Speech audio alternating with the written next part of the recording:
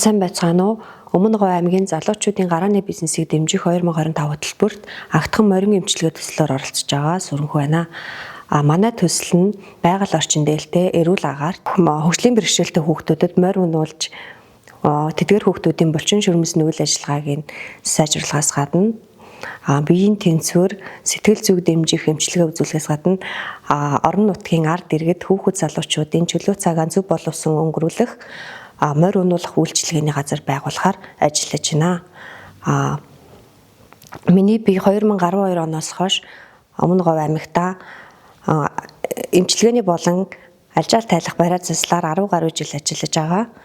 Энэ хугацаанд Улаанбаатар хотын гэрлүүд болон сайн найз төвүүдэд төвдөөс хэрэгжүүлсэн хөдөлгөөн заслын сургалтанд амжилттай суралцж төгссөн.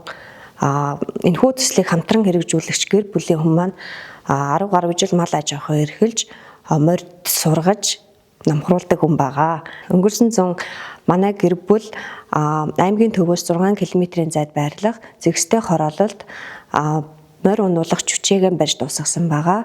Энэхүү төсөл хэрэгжснээр нүүдэлчин ард түмэн маань жилээс жилд суурьшмал болж байгаа энэ нийгэмд Монгол ахуйтайгаа ойр байх боломж нөхцлөөр багч гисэн хангаж ажиллах гэж байгаадаа тайтай байна.